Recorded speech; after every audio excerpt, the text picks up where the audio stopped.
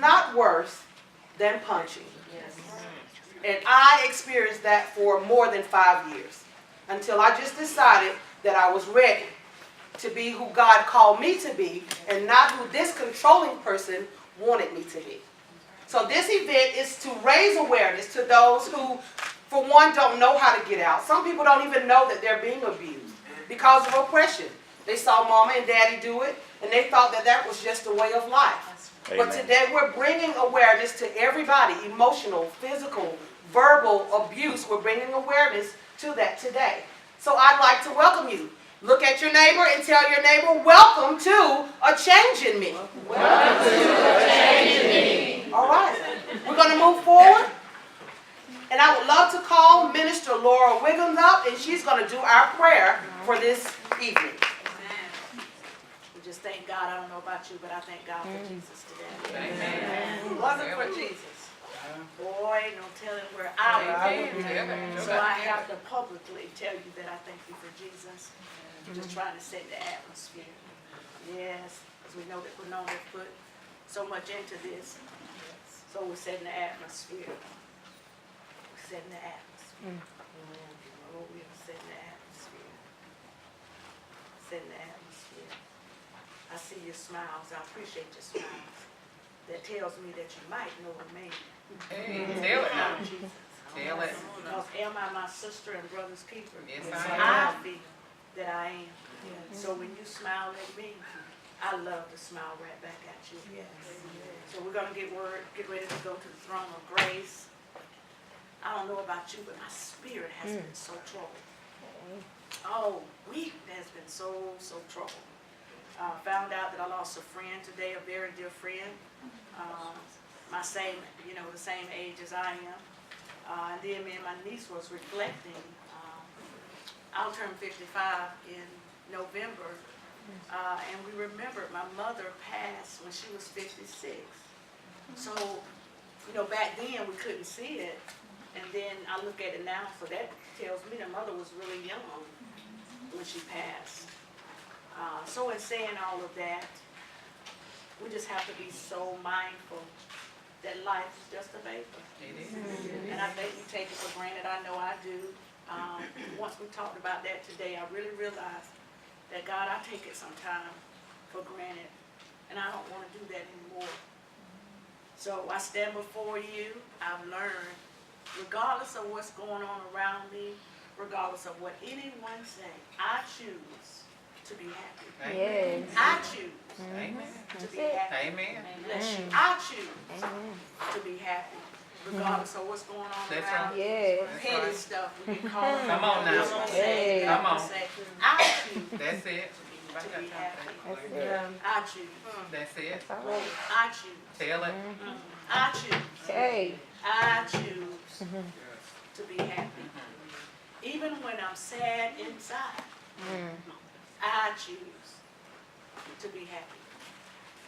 For a moment, if we'll just close our eyes, just for a second or two of just silence. Maybe we know someone that lost their life to domestic violence. Or maybe we know someone that's going through domestic violence now. Maybe we're going through domestic violence. And as I heard you speaking, Minister, it's all types of domestic violence. Amen. Verbal abuse. To my young people, verbal abuse. A little hit every now and then. Domestic violence. So as we go before the throne of grace, to God the Almighty, who we Amen. know that can change everything in an instant. God, we thank you. We thank you for this day. And God, we know that there are so many people who live in darkness as a result of abusive relationships. All right. Help them, Father. Yes, God. Help them to recognize that it is abuse. In the name of Jesus, I stand against all types of domestic violence.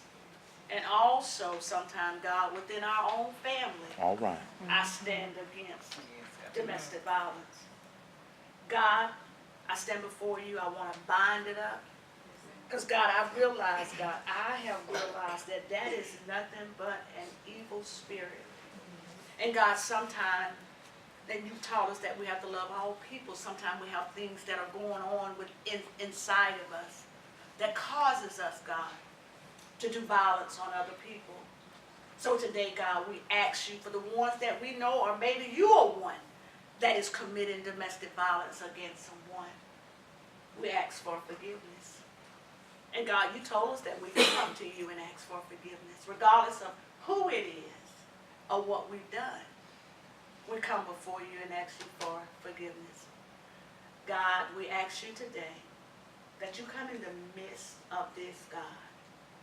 Come in the midst, God, All right. of a change in me. Because we're going to choose to be happy. God, we ask that you come in the midst of everyone that's here today, regardless of what we're going on, God, what's going on inside of us, God, we're going to choose to be happy today. Because we came out to celebrate with Winona. Because God put it in her heart, because there's some things that she's been through. Why not celebrate that you can come out of it?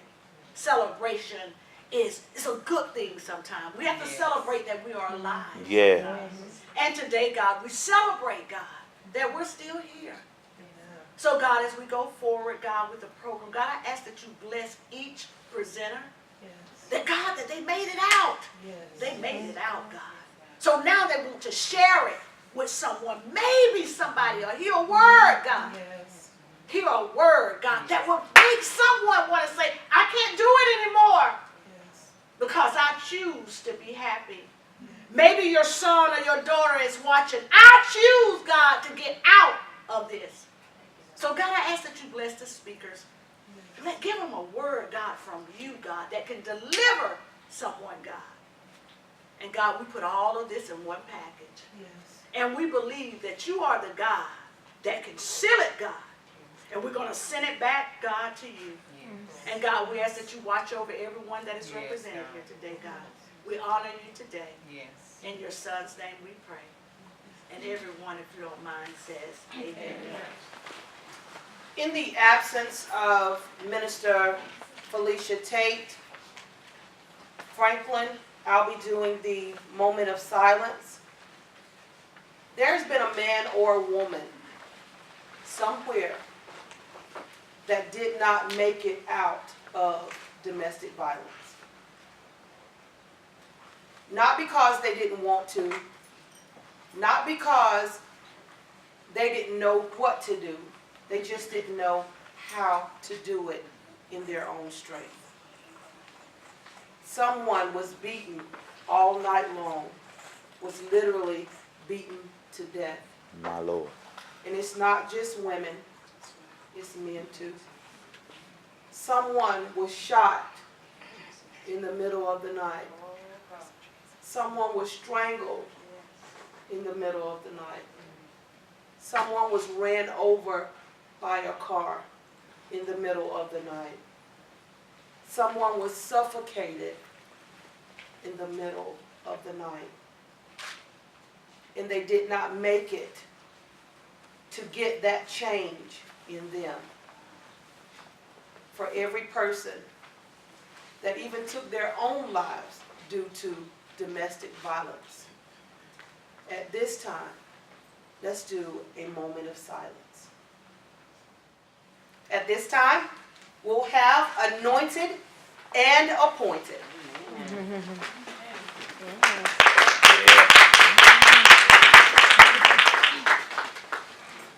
Remind you that no matter what you're going through or what you've been through in life, you're living, and the life you live right now is not in vain. It's a blessing every day we get to wake up and worship God. It's another experience at life.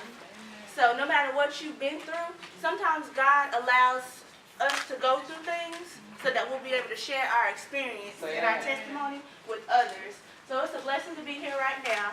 And I just want to say that the song that we're going to minister to you now is Not Living in Vain. Amen.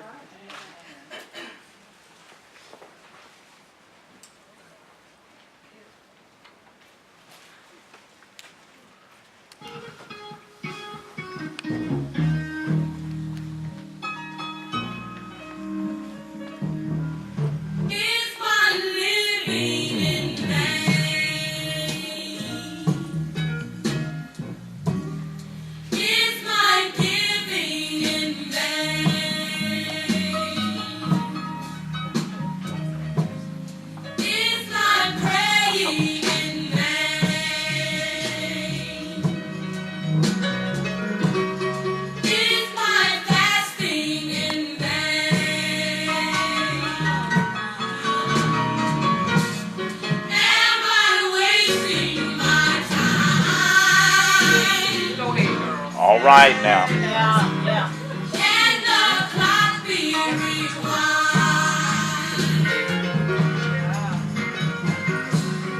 Have I let my light shine?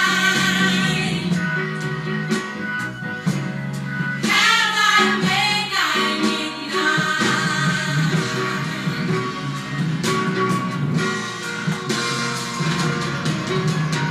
No,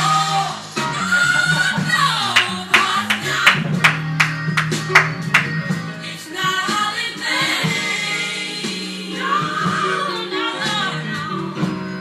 Up the road, here they come again. All right now. Is my praying in vain?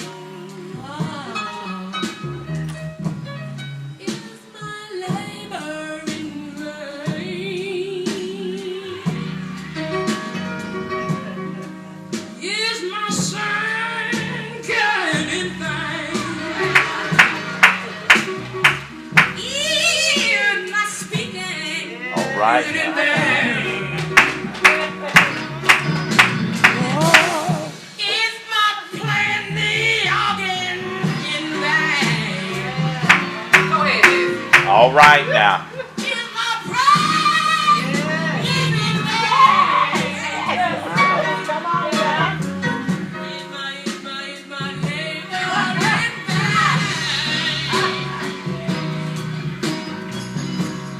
Is my singing? All right now. All right now.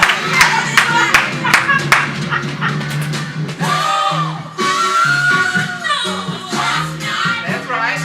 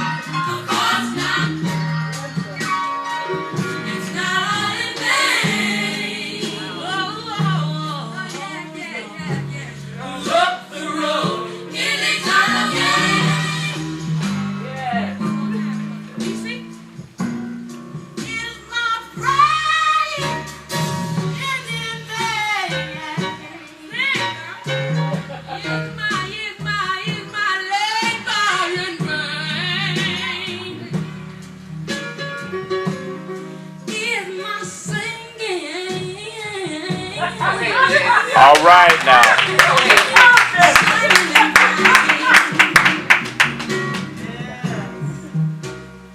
I know I'm speaking anything.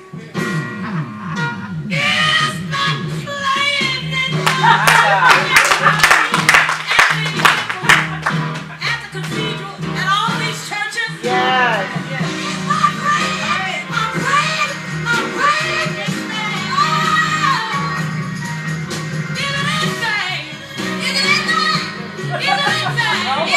All right now. Go ahead, girl.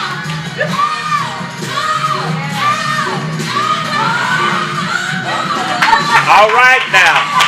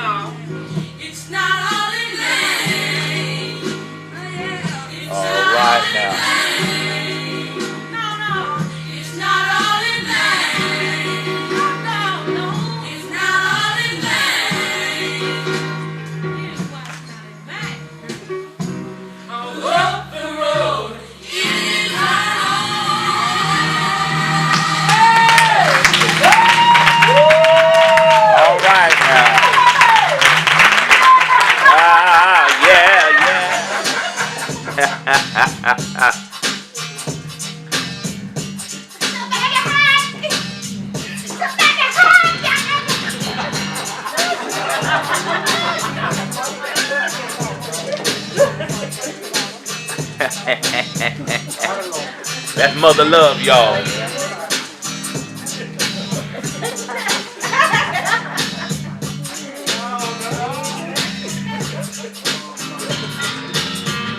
How y'all doing?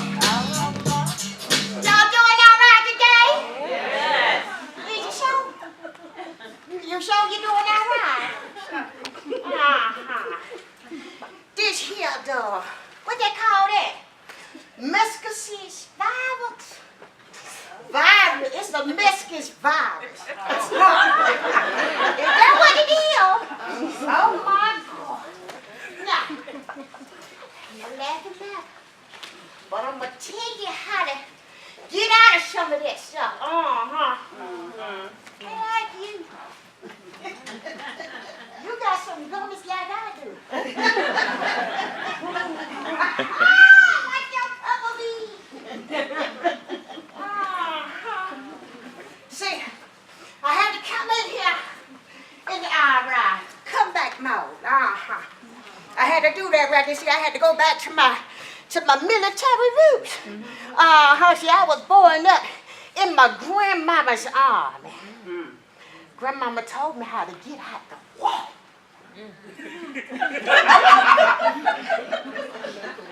When that man ain't acting right. Come on.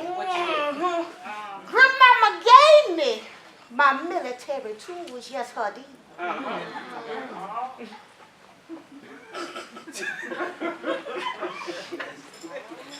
Grandmama told me.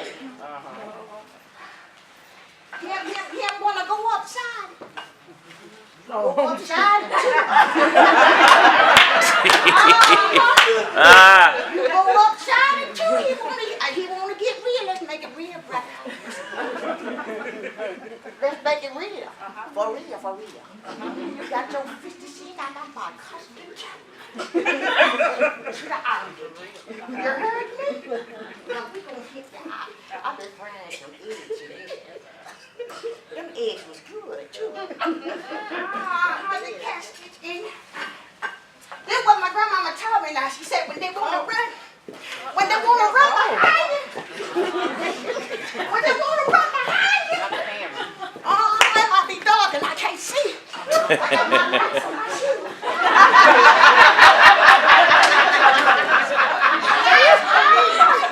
Ooh, Lord.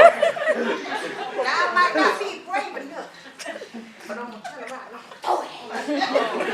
Long as I beat the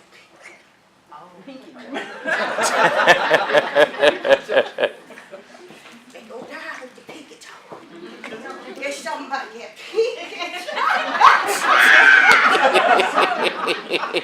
Ooh, now you wanna call your grandson? How you doing? We can do that. The culture fitted.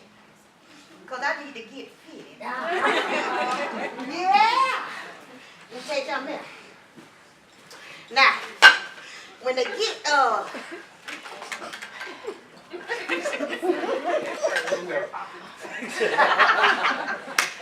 they get to the point, they want to talk all that noise, because you got verbiage.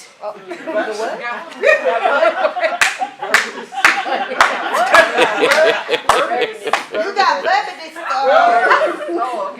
verbiage violence too. So they don't put their hands up, but they verbiage.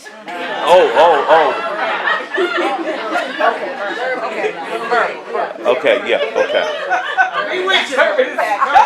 Verbiage hurt too. They want to get verbiage with you. Wait till they go to sleep.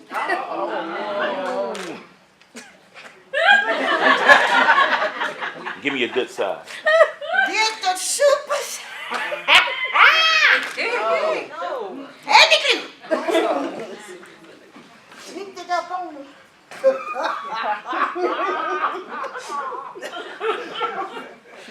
It's a seal. So we gonna seal them lips. Yeah, we can't verbalist no. Did you hear me? You can get a set of pearls and earrings for $25 in the back. And we also have shirts back there. Raise your hand if you have on a Change in Me shirt in the back. Those beautiful shirts are also available. I see First Lady with her hand up. They're also available in the back for $25. And you can order them in the back at the table and see Miss Deborah whenever you get a chance. How much are they? We also have domestic violence parking decals that can be put on your vehicle or wherever you want to put them. Because some of us, we look at Pinterest and we do whatever we want to do without it. They're $3. You can get with Queen Ona. She's selling those, or either they'll be at the back table for $3. Domestic violence decals. All right.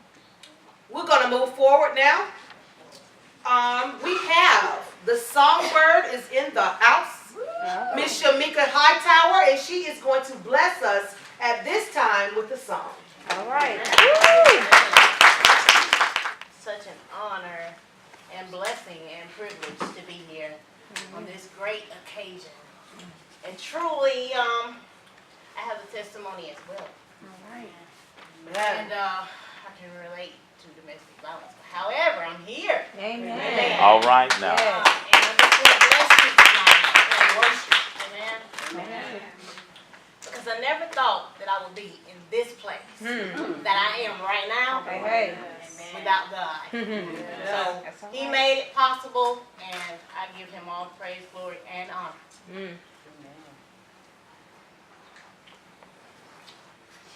I never knew my life could be this way.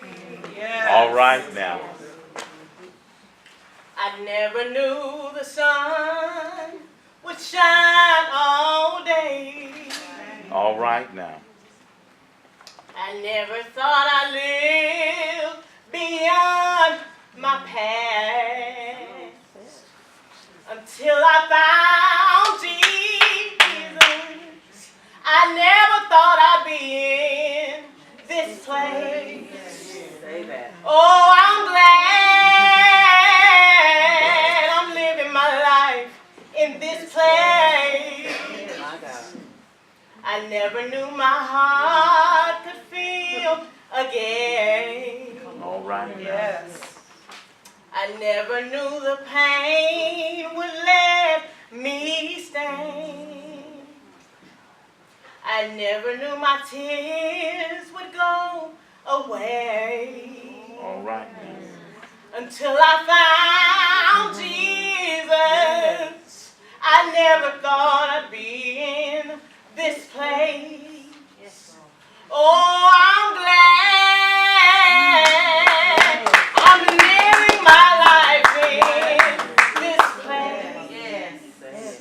There's a place in God where we can all be free. There's a place where God can get the best out of me. Oh, place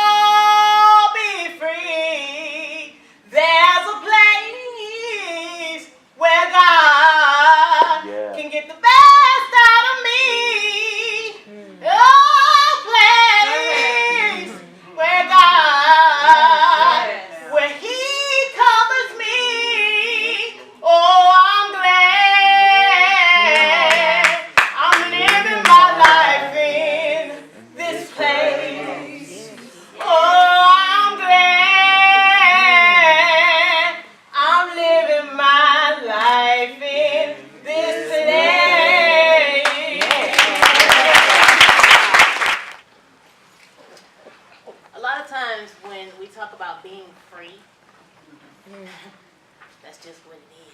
Yes. Being free. But God gave His only begotten Son All right. so that we can be free spiritually. Salvation is free. Yes. So He thought I was worth saving. All right now. So He came into my life. So I'm going to do work by Anthony Brown. Yeah. And I'm going to take my seat. You thought I was worth saving. Yes. Yes. So you came and changed my life. You thought I was worth keeping. So you cleaned me up inside. You thought I was to die for. So you sacrificed your life so I can be free, so I can be whole, and I can tell everyone I know you thought I was worth saving. Yes. So you came and changed my life. You thought I was worth keeping. So you cleaned me up inside. You thought I was to die for. So you sacrificed your life so I can be free, so I can be whole, and I can tell everyone I know you thought I was worth saving. Jesus. So you came and changed my life. You thought I was worth keeping. Yes. So you cleaned me up inside. You thought I was to die for. So you sacrificed your life so I can be free, so I can be whole, and I can tell everyone I know.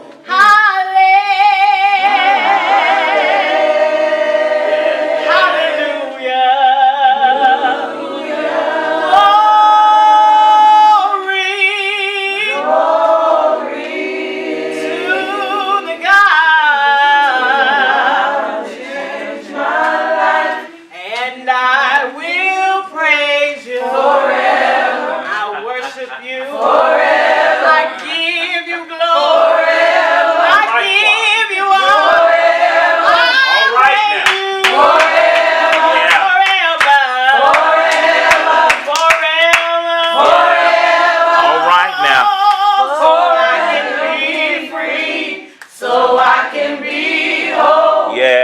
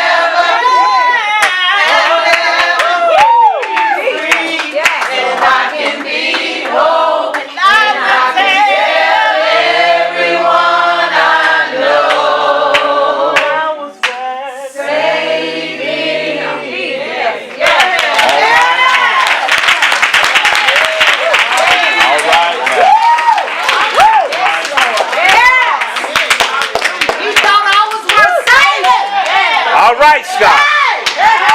All right, Scott. He didn't have to do it, but he did. All right, Scott. It wasn't because of anything that I've done. But he thought that I was worth saving. All right now.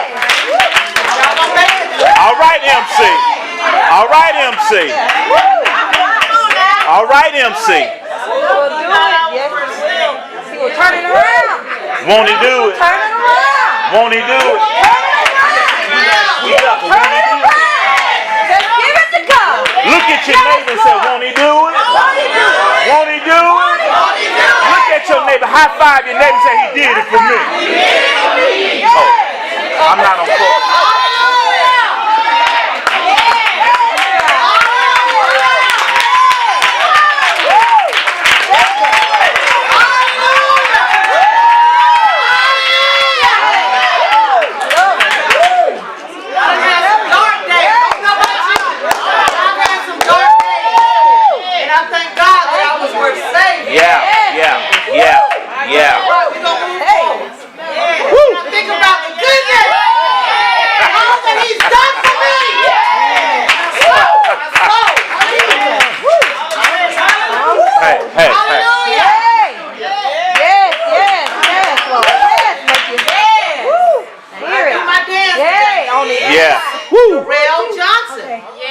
He is a native of Dothan, Alabama.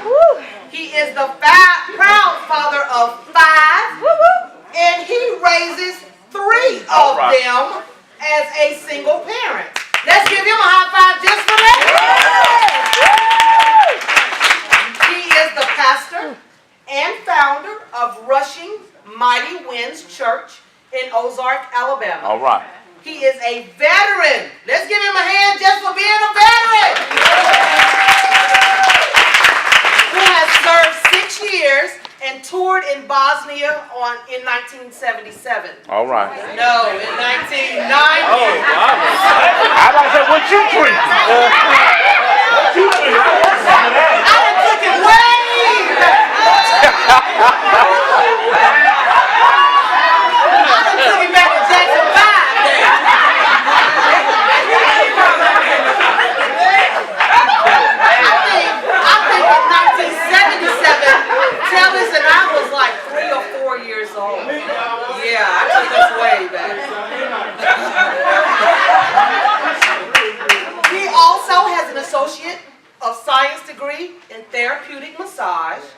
His motto is, life is, no matter what you go through in life, stay with God. Amen. I have one desire, and his desire is to please God. Let's give our hand clap of praise for Tellis Johnson. Bruh, excuse me.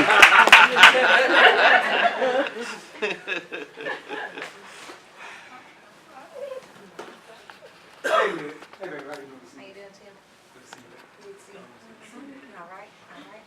How was your day? It's good, and yours, Tim? Seem like you've been to church, girl. Good. Ooh. You just come out of revival or something? Ooh, don't you know it? Baby, Yes. it's been one of them days at work, man. What's wrong, Tim? Man, let me tell you something. Tell me what. I was just going over the paperwork, baby, Okay, and I was just adding up stuff, man. And, okay. I mean, after working week after week, baby, What? we don't never have enough money to pay these bills. Well, you should never gave me money to go shopping, get my hair done, gotta get the laundry done, get kids' clothes, you know, I gotta cook, clean.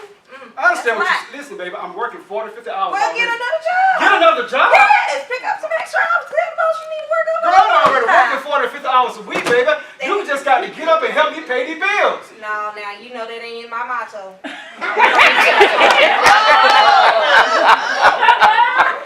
I'm sick of this. You just have to get up. You got to come off your lazy and do something about this. What you talking to, Tim? First of all, I know what? good well you ain't talking to me I like know that. you ain't talking to me like that, Tim. I think I You better- started this. Let me just sit back down and just get myself together, because you just, Yes.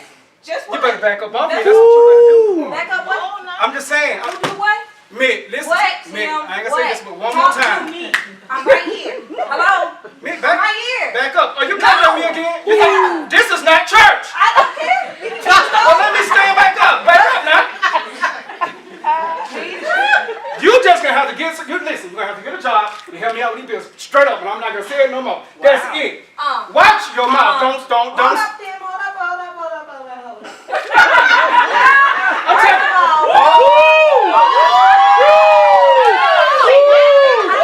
telling you. Don't you ever put your hands on me.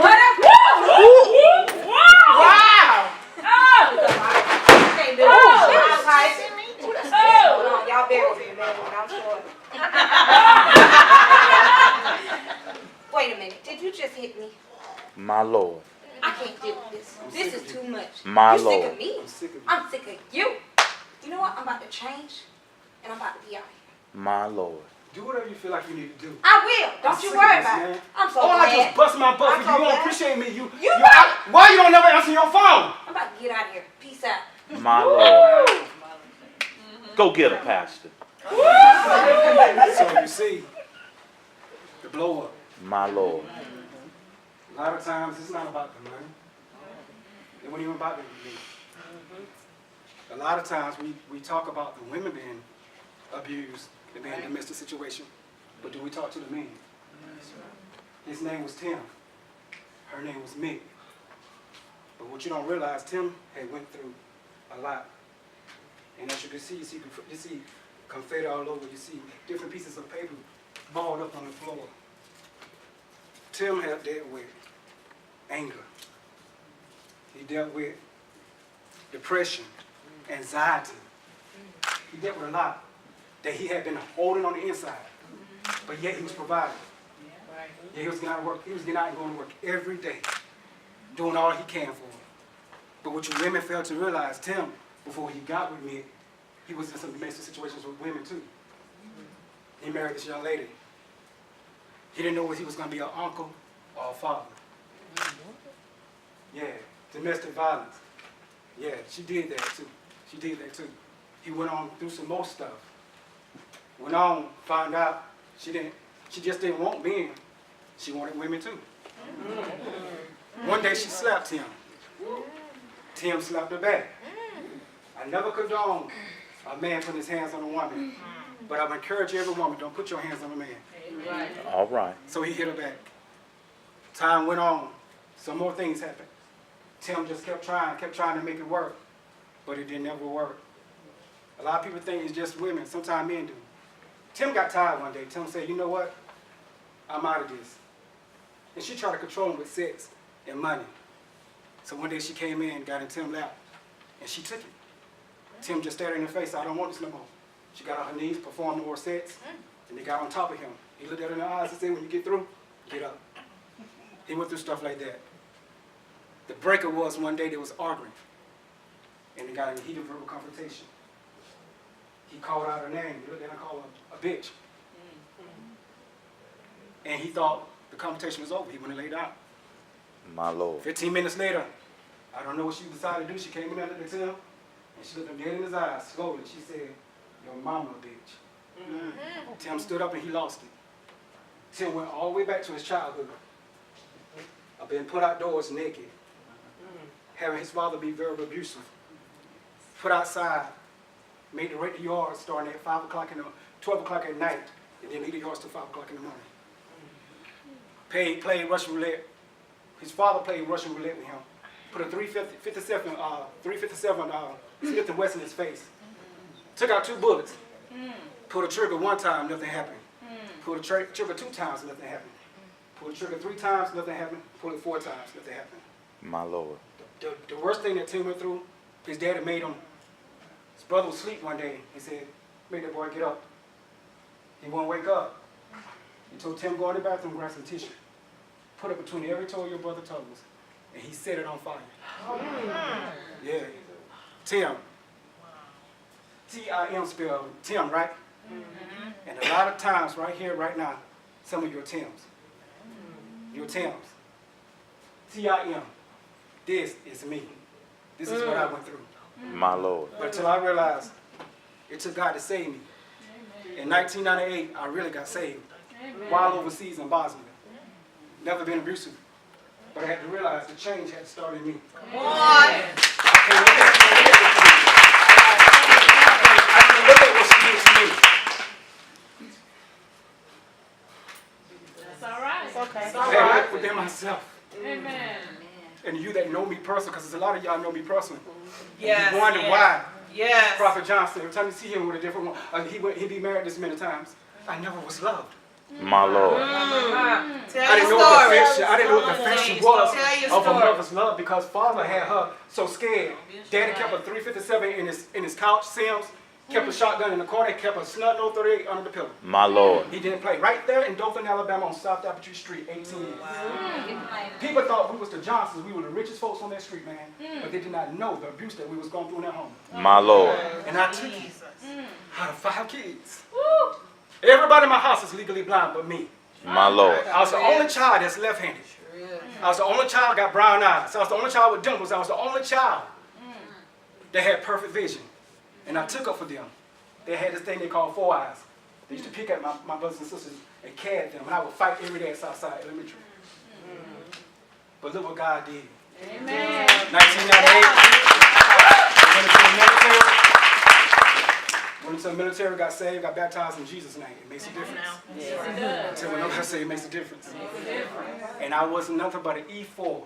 And it was a sergeant that was a chaplain, Sims. He said, you will wind up preaching over here. I said, man, I ain't nothing but trusting back home. I'm going to preach. My Lord. I'm a preacher here, and I'm just an E4. You got colonels and generals and first lieutenants and second lieutenants sitting in the gospel service. Are you telling me I'm going to preach? My Lord. I don't think so. Something happened, and he had to go home on an emergency call.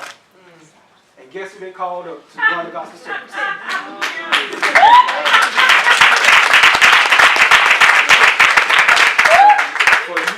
For you that didn't know this, and this is why I've been through what I went through. And mainly it's because I was chosen, I was anointed of God. Right. This is me. Now, me, M-I-T. Sometimes me could be in her. She said me is Tim, M-I-T. Me in this too. Some of the same thing I went through. That's She's right. gone through the same thing. So I'm going to let her tell her story. All right. That's good. Okay. Hello, how y'all doing this? Lovely afternoon. In my balloon, I had a few things like shutdown, fears, depression, emotions, etc. I ain't like him, but I do got a little testimony. Not gonna be before you long. My name is Jacinta Renee Miles. I am 28. I have 2 boys. Try not to be long before you. My story begins with me getting out of high school. My grandma passed away from having surgery.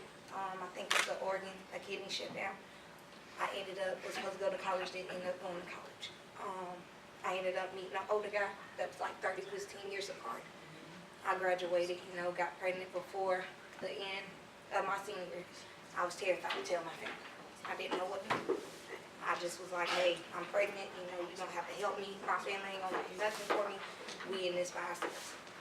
Long story short, we've been dating on and off for about 2, 3, 4, 5. I ended up getting a job, loving this man, taking care of this man, a grown man, trying to make a family, start my own.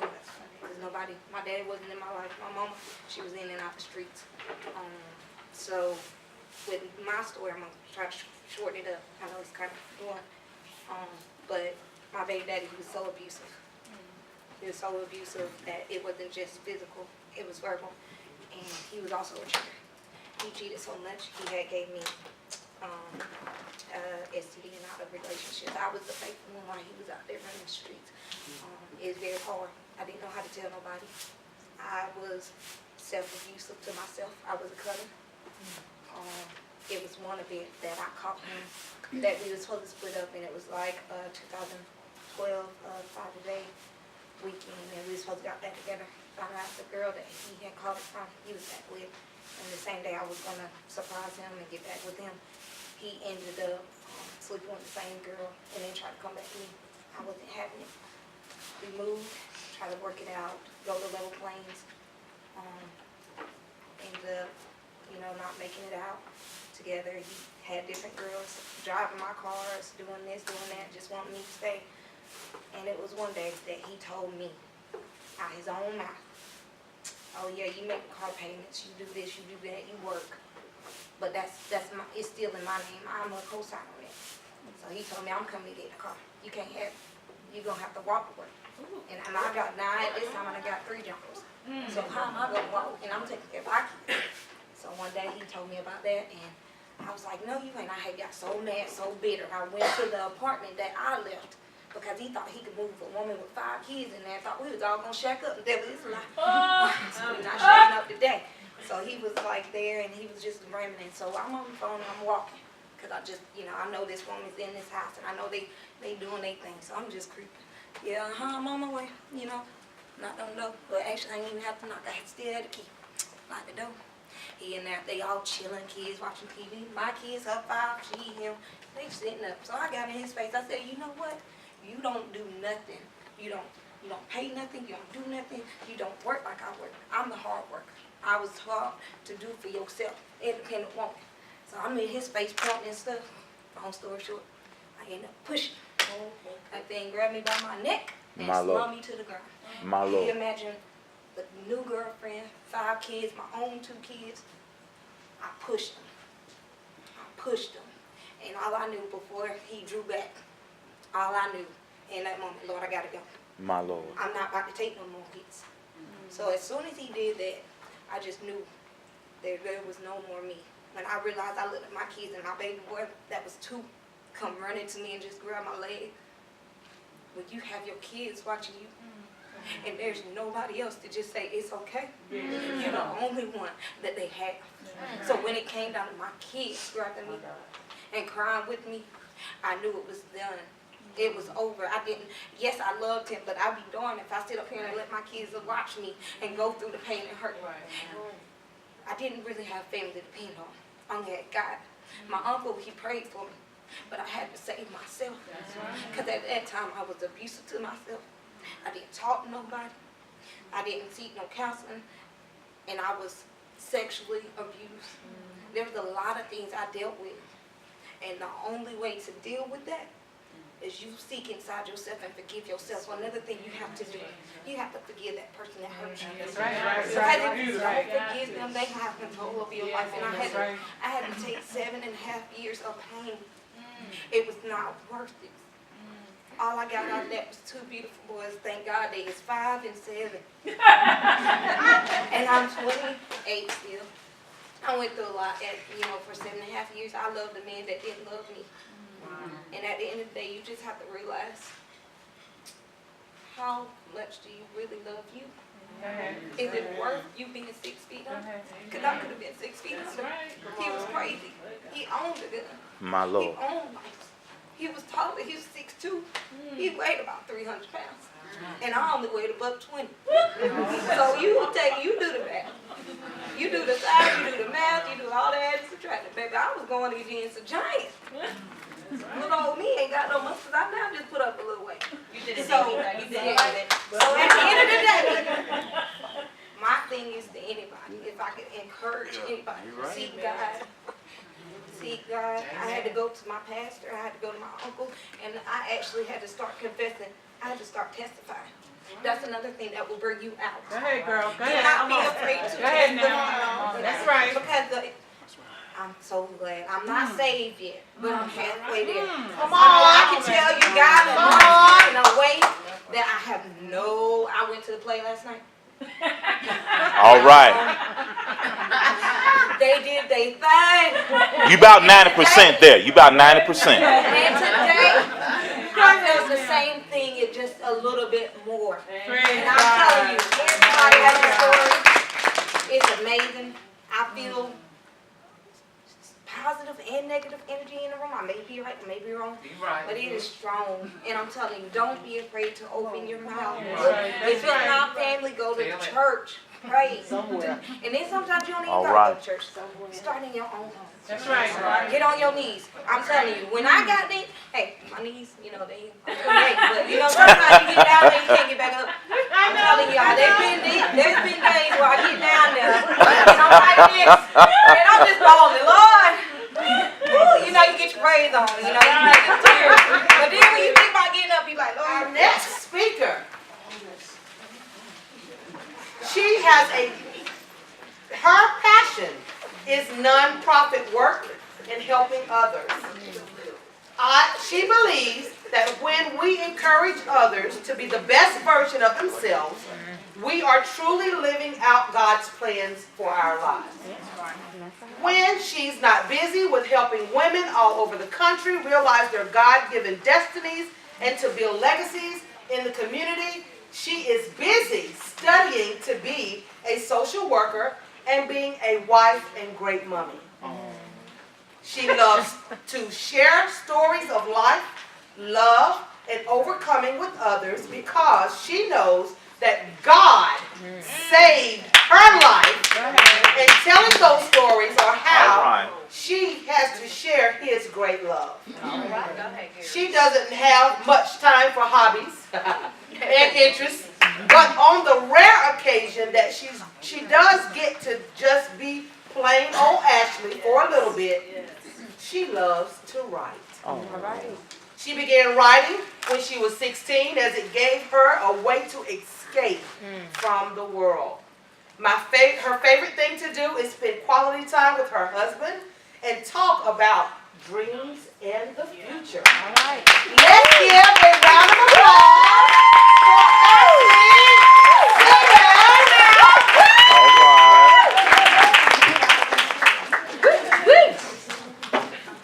I don't have a fancy show for y'all, but I do need the podium because I am too ADD to talk straight. I'll get off on a tangent.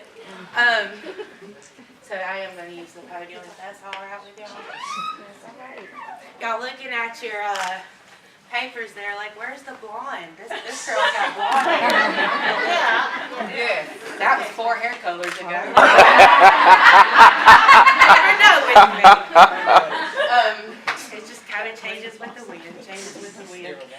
I have to admit that when Q asked me to speak this year, she told me the theme, my heart just began to swell. So excited to hear domestic violence is universal. I feel like so often when it comes to domestic violence, there's so much, and I don't mean this any type of way, there's so much self involved. We talk about the victim, and sometimes, thank you, Tellis, we talk about the men, the abusers.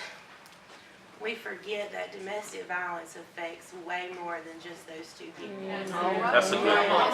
That's a good point. Tell it. There are children involved. Yes. And that's where my story comes from. And I'm going to do my best not to cry. Amber is right on my girls. Y'all don't let me cry. Amen, sister. Amen.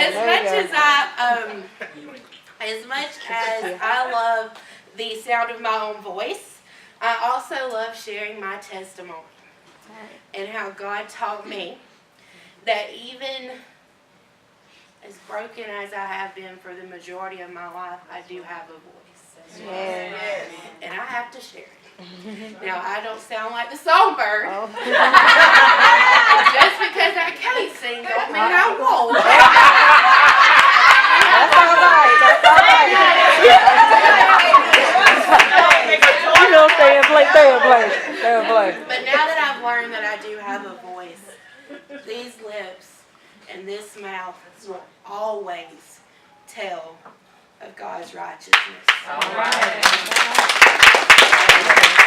And his salvation and what he did for me on the cross. So again, I love this year's theme. Domestic violence is universal, and I want to talk to y'all about that today.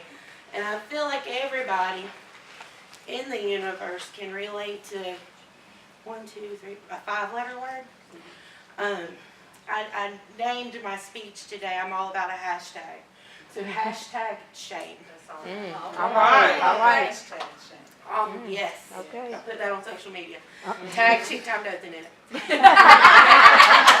In my experience, the abuse, eventually, I'm one of those people, I told you I got ADD, I have to compartmentalize everything in order for my brain to understand it, to make it make sense. I have to put things in these little bitty boxes. I stack them. What are those dolls called, Tasha, or anybody? Oh, the Indian ones? You know, Nesting dolls. yes, so you got the little bitty dolls. Oh, and yeah, it's yeah, like- yeah. That's how my brain functions. Oh.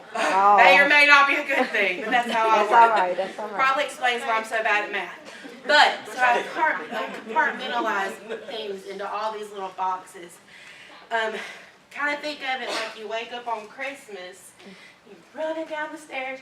Ashley don't run downstairs, Ashley falls downstairs. But you run downstairs and it's Christmas and there's parents aren't awake yet. My sister and I used to open everybody's Christmas presents and see what they got and wrap them back up. But so you got these presents under the tree and you get to unwrap them and you get a new Barbie. You get a new monster truck. Unfortunately, maybe fortunately, because it turned me into the person I am today, which is a pretty awesome person, praise God. My boxes every morning for the last 31 years, my boxes, when I opened them, I didn't find a Barbie. I found more shame. Wow. My Lord. Wow. All right. Shame speaks two profound things into our lives. One a statement and one a question. One, you're not good enough. And two, who do you think you are? Yep. Right. All right. Imagine living 31 years with those questions and that statement in your brain every single day. Shane was right. I was not good enough. The physical abuse and the mental abuse and the emotional abuse and the neglect that I experienced as a child of domestic violence, those were proof right there that I was never going to be good enough. Who did I think I was? Well, if I let shame decide and dictate that for me, then I was just a worthless child who grew up to be another bed in a mental institution, who grew up to be just another drug addict playing chess with all the people in her life until she could go get her next bump of coke. That was what shame was doing to me. So as you can probably guess here, drug addict, cutting herself, suicide attempts, I mean, the works. Shame stole my identity. I did not know who I was. Until, I'll get to that part. I'll get to that. These, I'm going to tell you It's all what right. shame told me I was. I don't know if y'all know this, but shame is directly correlated with violence, with depression, with suicide, addiction, aggression, eating disorders. I was all of those things. I was shame. This is what life looks like. I can't speak for all children of domestic violence, but I can tell you, on my experience, this is what life is like for the child involved in a domestic. Was given a purple elephant, stuffed animal. I stand before you today, kind of, sort of, don't let me fall, and proudly proclaim that I was recently released of my shame after 31 years. But it was not easy, because nothing good ever is. It took reclaiming my identity from the one who stole it from me. I had to stop blaming the ones who hurt me. I had to release them from what they had done to me, and I had to release myself from what they had done to me. Try not to cry. It's all right. Even more than that, I had had to forgive them. Hey, that was deep. That was deep. I We know. don't forgive in this world, y'all. That's not something That we was do. deep. Yeah, right. It is tough. So I had to forgive them.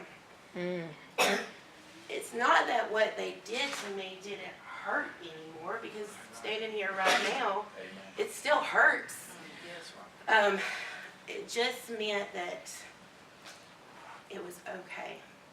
What you did to me is in the past. Today I'm a different person. What held me does not hold me. Come on.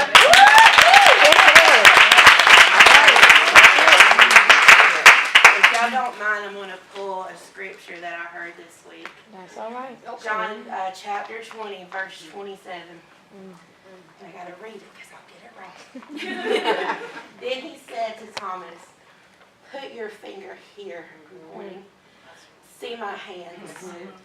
Reach out your hand and put it into my side. All right. Stop doubting. Come on. And believe. See, God's promise was fulfilled when Jesus died on that cross for us. Somebody right. say, when Jesus died on that cross. All right now. All right. Because of the resurrection, the promise was fulfilled. But when Jesus came back and he's in front of Thomas, and Thomas is like, this is all for show. You're not really back. And Jesus said, touch me. Jesus didn't have wounds anymore. Jesus had scars. All right now. Completely different. That's good. That's good. That's good. The nails were gone. Yes. That's good. Jesus. Stop doubting Jesus, Thomas. Hmm. Come on. Stop doubting Jesus, Ashley. All right. Those wounds and those scars are two different things. You may have been wounded, but today they are scars because you were healed. Girl, drop the mic. Drop the mic. Drop the mic.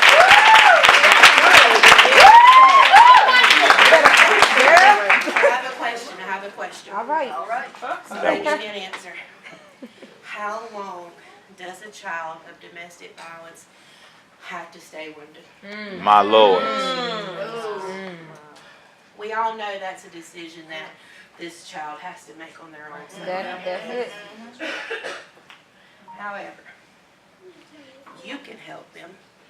Tasha can help them. Yes. Marlo and her cute self can help them. That's right. When we promise to never allow, and I forgot to tell y'all this, the purple elephant is not real. That's what I call domestic violence. I started calling it that as a child because it was the only thing that made it okay. All I right. could correlate my brain with a cute stuffed animal. That's where the purple elephant came from. So if we promise to never allow another child to have a purple elephant for a snuggle, Jesus. you know, a good comfort at night, that's how you can help. Amen. We can never allow that purple elephant into the life of a child that you know. And if your heart is like mine, Amen. I have a feeling everybody in this room is of the same mind here, of the same mind when I say it is our responsibility to protect the child. Yes. It is our responsibility to make sure that they know love, that they know life, That's and good. that they know hope. That's good. It is on you to make sure that they don't have to go through the same stuff that I did. Amen.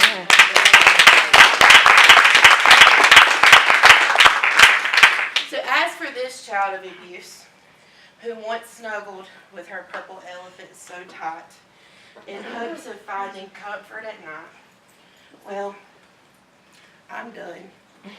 I am not bound by shame anymore. I left it at the altar. At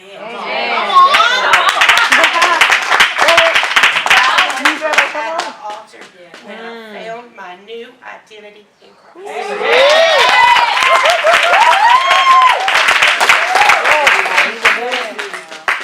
I got one more scripture for y'all. All right. John chapter 1, verse 12. I like that. I want everybody to repeat it after me. I like It's it. just that good. Say it. All right, preacher. I receive him. I receive him. I believe in his name. I believe in his name. I am no longer a child of domestic I violence. am no longer a child of domestic violence. I'm a child of God. I'm a child of God. Say it. Drop the mic. Amen. Stand, I'll let you do it. Okay, hey guys, since she was talking about it, children are known as ignored victims. So I wanted you guys to know that that's the term that they use for, because we ignore the victim. They're also Amen. Amen. Amen. Okay, so y'all know I got something funny to say. She said that she left all that stuff at the altar. Okay, but God told us we got to strip ourselves first in order for Him to fill us up. Now she left domestic violence at the altar, but I saw a preacher stand up.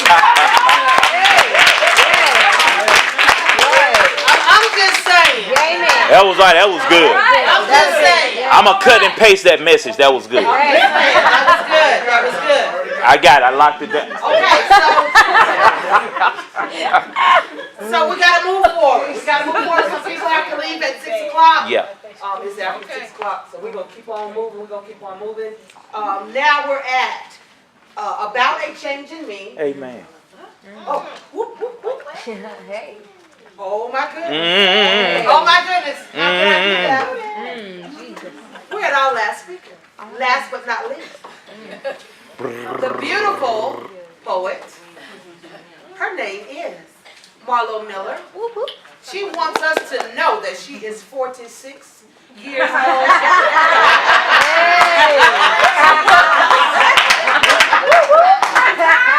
Don't be ashamed of the game.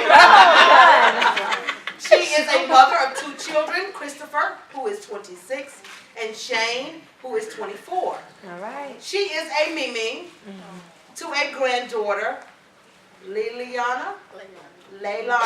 Say it one more time. Leilani. Leilani All right. Jewel. That's my God, baby. She is a manager of Executive Inn and Suites in Ozark, Alabama, where she currently resides, and also works in a church nursery at the Episcopal Church of the Nativity. Amen. Amen. Marlo is an accomplished author of A Woman's Inspiration, a motivational speaker, and a radio personality of her own That's All right. right. show, The Poet's Corner, Yes. on WJPMG 106.3 FM. She's also an entrepreneur with her own t-shirt line. And if you could stand up for me and turn around, this is Marlo's shirt. It came out last week. That's it. Love shouldn't hurt. Love shouldn't hurt. Gone, girl. All right, she did not put that she is the founder of Marlo Ministries, because it's on that shirt, Yes. Marlo Ministries. All right, let's give a round of applause for our last but not least speaker, Marlo Miller.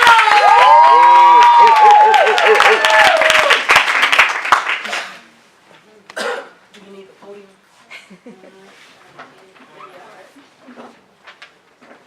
I'm not a good driver. I was actually supposed to be the first speaker, but Oh. the devil tried to stop this show, Hey, so now I'm last. that's all right. Say the best for But it's last. okay. That's all right. It's okay. It's okay. I That's missed all Mother Love. That just kind of took me out of the game. Then Anointed and Appointed came on, and I can't get to feel the spirit. I'm trying to get with it. Okay. As you know, every girl dreams of her Prince Charming riding in on the white horse. Well, my Prince Charming wasn't so charming, and he didn't ride in on the white horse. I met my so-called Prince Charming in a parking lot of a nightclub. All right. That's the worst place to meet him. That's And at 46 years old in my life, and I don't want to start crying like everybody else up here, but that's it. I've never had a healthy relationship in my life. So when I got married, I thought it was normal to go through that. Everybody says that, you look for a man that's like your dad. And I loved my dad. And I looked up to him. I cherished him because he was my dad. Amen. When he passed away, I learned a lot of things about my dad that I didn't really like. And then I thought about all the men in my life, but they were like my dad. They cheated on me, lied to me, hit me. And then I think about my kids and what my kids went through at home, and I thought behind the closed doors that they couldn't hear the arguing and the fighting and me screaming, until my daughter called my dad one day on the phone, and he called the police, and they knocked at my door. And of course I had to act like everything was fine, like everything was cool and stuff.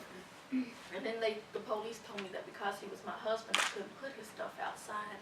That if he knocked on my door, I had to let him in because we were married. So if you ever think that you're trying to keep things from your children, you're really not. They hear and they see everything. I have a son now who has a lot of anger issues. And I don't know if it's from him being locked up for 2 years or just maybe some of the things he's seen me go through. And then I have a daughter who likes to hit on her boyfriends because she tells me that she would rather beat on them first before they beat on her. So you see, my prince wasn't so charming and he really didn't love me. I stayed out of fear. And a lot of people don't understand that because like most people say, well, why would you stay? Why don't you leave? My husband used to threaten to burn the house down with me and my kids in it at night. He used to tell me that when I would get up in the morning to go to work, that he could have somebody outside waiting on me and would jump on me and I wouldn't even know that it was him that did it. I had women come to my job and tell me about them and my husband. I had a girl come in my job one day with my husband on the speakerphone just walking around, and I had to ring her up and act like everything was fine. But then according to him, it wasn't him. That's right. I didn't know his voice on the phone. I didn't catch him coming out the house, you know what I'm saying, even though I washed his clothes and I knew what every outfit he had. I think about my kids a lot, and I think about how they could have grew up without their mama because I thought I was in love with this man and I wanted to stay because I just got into church and I wanted to be that good Christian woman. And I thought maybe if I didn't do this, he wouldn't get mad. And if I didn't say that, maybe he wouldn't yell. I made sure the house was clean and I cooked dinner for him all the time. And I tried to make sure everything was fine, but it really wasn't. We would go out, and if somebody spoke to me, I would get it when I got home. We actually went to a wedding in Montgomery, and he drank the whole way up there. And I'm sitting in the church, and he comes in and he gets me. And before I knew it, the minute I turned the corner, I was knocked out, rolling down the hill. I got back up, and he knocked me down again, and that's why my foot hurts. So every time you see me sometimes in church and I'm leaning with it, rocking with it, I really haven't caught the Holy Ghost. It's just my foot hurts. That's all right. That's all sway, right. like, That's all right. Praise it. Yes. Jesus. So, I tell people, when I got back to work, oh, girl, I don't know how to walk in heels. I fell, tripped, hurt myself. But the sad thing about it is, I knew how my husband was before I married him. Because when I dated him, he was like that. And one night I prayed to God and I said, God, this is a man for me. Just show me, And I was thinking like, Lord, I know he ain't going to pop up in my dreams, but he popped up in my dreams and I thought it was a sign from God. And I look back now and that was just the devil creeped in that night. So but my husband beat me before we got married, and he beat me, and I had to And the police came and knocked on the door, and of course, you know, my face is all busted up, bloody, and I'm just like, oh no, everything's fine, no, nothing's going on here. But he got arrested, and you know how it is when they go to jail, they find Jesus, and they're reformed, and you know, he went to church with me, he got baptized, and you know, but then something just set it off again, and I was right back to square one. And I used to tell my husband all the time, you know, I had already got baptized. I didn't need you to lay hands on me all the time, you know. But I make jokes about it because now I can. Right. That's right. Because Amen. I realize now that everything that I went through in my life, all the messed up relationships, being beat on and stuff, that it was already designed in my life. That God knew on that day that man was going to beat me till he couldn't beat me no more. Because he is just preparing me for my king when he comes. Amen. And a lot of people look at me crazy, you know, they always is like, Marla, you know, all the things that you've been through in life, you know, I was raped and I had miscarriages and I've had abortions and everything. And they say, well, how do you just keep smiles that look at me, you know? And I don't want them to think that their mama's a quitter. Amen. That's all right. Everything that I do in my life, I do for my kids. And at 46, I really don't know who I am. Go ahead. But I always want to make sure everybody else was good. And I forgot who I was. That's it. So I don't know what I like to do. You're going to learn. I don't know what I enjoy doing. I don't know if I like sitting outside and the wind just blowing past me. It can't blow through my hair, but just blowing past me. I don't know if I enjoy it. I don't know if I like looking at flowers or if I just like sitting in the grass. I don't know. Right. I gave so much of myself to everybody. But yourself. That's it. Yes, And it's sad to know that sometimes I think because I let the men treat me bad and talk crazy to me, that my kids feel like they can do the same thing. Go ahead. Because they do. And it breaks my heart to know that. God bless you, Marlo. Amen. Great things are coming. Hang in there, Amen. baby. Hang in there. Greater things are coming. Hang in there. One thing is All right. life, empower one another. You got it. You got it. We right here with you. We riding the roller coaster. Let's go. One thing I learned through all of this is that my husband was a seasonal person. Say that. I tried to turn into a lifetime person. Right. He was supposed to come into my life. He was supposed to teach me a lesson. And then he was supposed to leave with that season. But I wanted to hold on to him so bad because I love. But love isn't supposed to hurt. That's right. Love isn't supposed to call you names. That's right. And make you feel worthless. Love isn't supposed to make you scared to go to sleep at That's night because you don't know you're going to wake up. Right. Love should put a gun to your head or choke you out for no reason. That's right. So, with all that, I embrace the scars that I have from my years of being married to that man. Because they brought me where I am today. Hey. Yes, God. So, with all of that said, if I can just get one person to share their testimony, or if I can help just one person, That's right. That's it. That's right. then I've done my job. Yes, ma'am. And on the day that he left, it was so funny because he said something to me so crazy. But on that day, it's just like, I don't know. It's just like you knew it was over. Because he told me that he was going to go buy a car. And I said, buy a car? We got bills to pay. I'm working 3 jobs and you working 1. Come on. And you drinking up half of it? I can relate. Yes, okay. Yeah. So you know me, I'm trying to be big and bold. I'm trying to bob and weave. So I was like, I said, well, I'm tell you this. If you leave this house and you think you're going to go buy a car, I'm going to pack your stuff and you can leave. And his exact words to me was, Come on. oh, you can pack my stuff. I go to my mama's house. Okay. I said, what you say? Like, yes, He said, oh, you can pack my stuff. I can go to my mama's house. I said, oh, you can? Okay. I said, well, hold on just 1 minute. Take it with you. So what did I do? Like that. What you do, Marlo? Oh, I went and got them famous black trash bags. Yeah.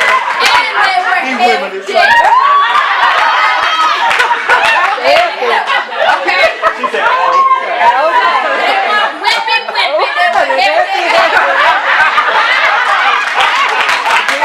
I went in that room. I packed everything that Joker had, even the lint that was in the drawer that y'all stay lit. he didn't believe it.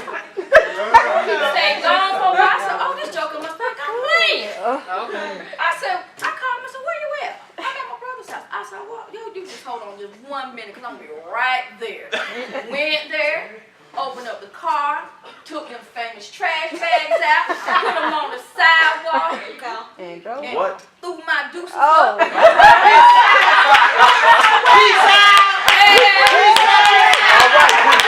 And guess what? What? I drove off with the dog too. Didn't even with the dog. Not at all. Had a But anyway, good day. Lord of mercy. it takes some people a little bit longer because it took me a long time. And now people want to always say to me, you know, and I be looking at them like, but anyway. I said, oh, I can see why your husband beat on you because you got a mouth on you. I said, no, I ain't got no mouth. I just found my voice.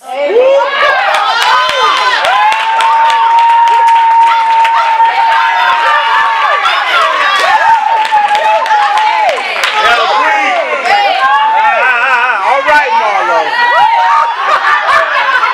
And I tell you, I found my voice. That's all right. And I'm not going to let no joker Yeah. No. talk to me any kind of way. And I'm waiting on God to send me my design king. Hey. That's all right. I'm not waiting on Boaz like everybody else. I'm waiting on Isaac, the chosen one. All right, So if y'all see Isaac before you see me, tell him all about me.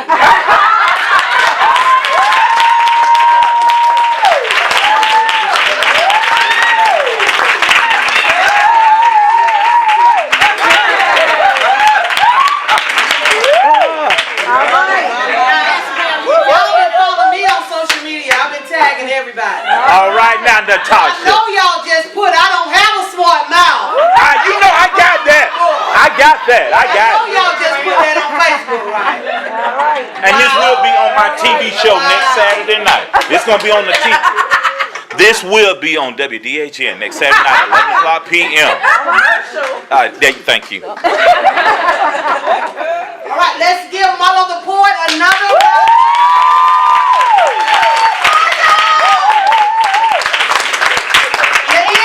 Let me say this before I go forward. It's been a lot of laughs in here today. Yes. It's been a lot of healing in here today. Yes. But domestic violence is serious. Yes. It's very serious. This is the way a lot of women, I don't know, I can't speak for men, but this is how a lot of women cope. This is how we talk to one another about the things that happen. We have to put that laughter in there so that we will not continue to cry every time we share our story with somebody. It's serious, so don't go home and say, oh, we laughed and oh, we talked about domestic violence. Laughing is a coping mechanism. Yes, it is. When it comes to telling your testimony, I don't care where you go.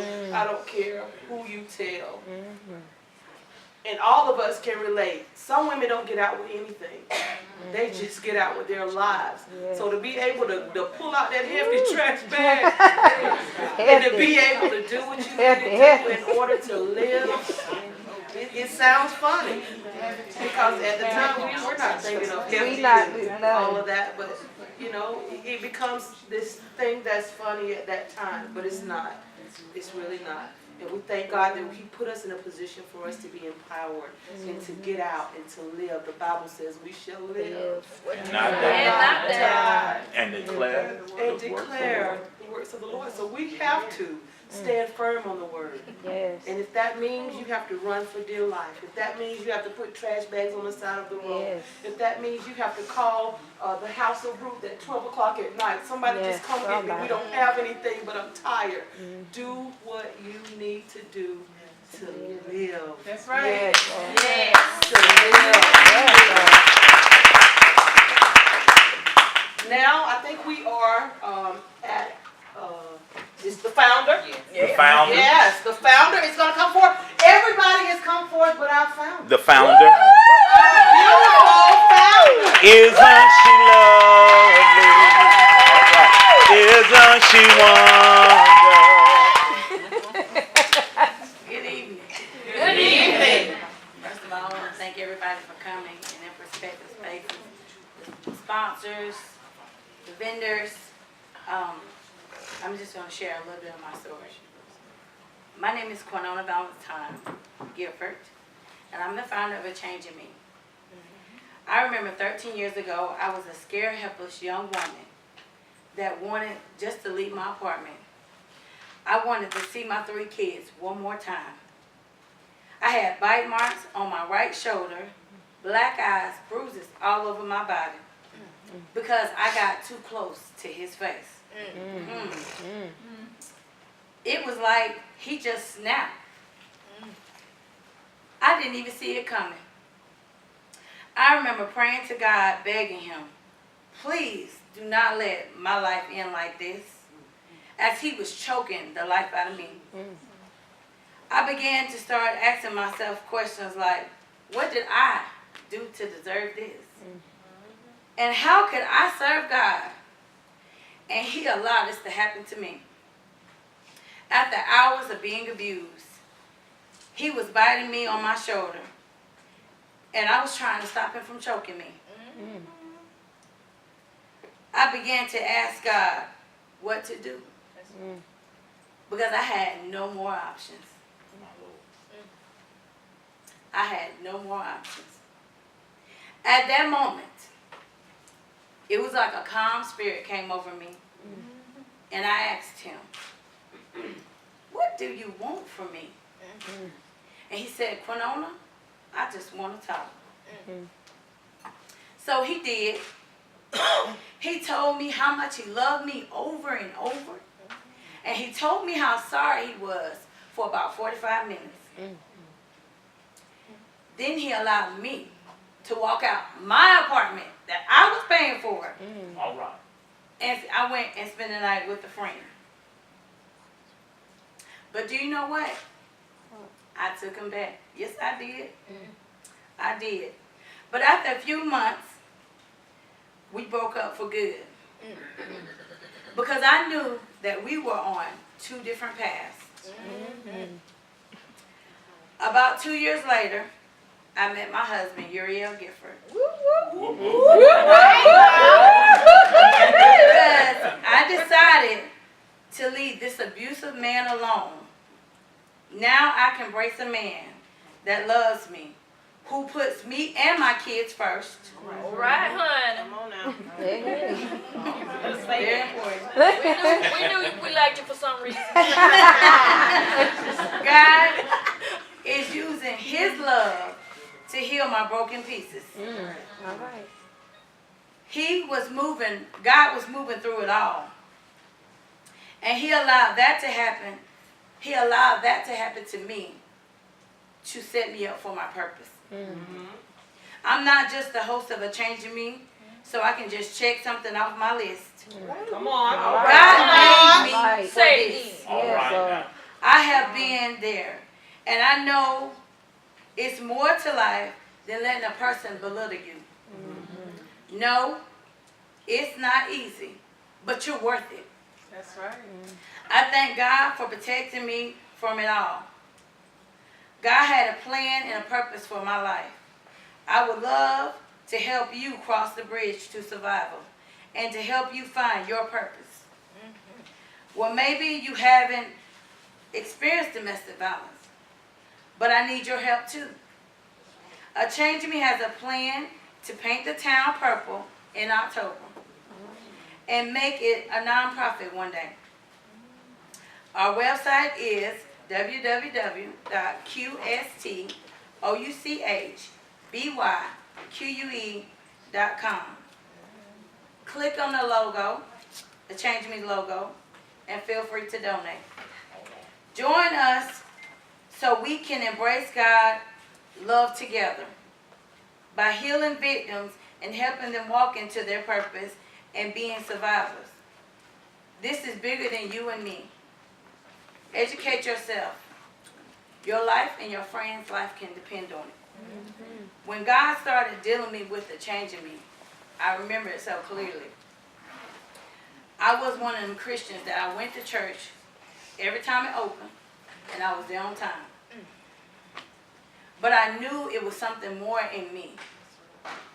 I knew it was something that how I could help the community. So I began to ask God. And my biological mother passed from cancer, but everybody talks about cancer. So I began to ask God, God, what do you need me to do? And at the time, Mary Kay was donating a percentage to for domestic violence. And I said, okay. But I did not realize when I accepted the calling to help do the movement for domestic violence that nobody was talking about. 4 years ago, you say domestic violence, folks peeping their hair around going the corner. And even now, you know, of me saying stuff to people, it's not always people embrace you because they don't want to talk about it.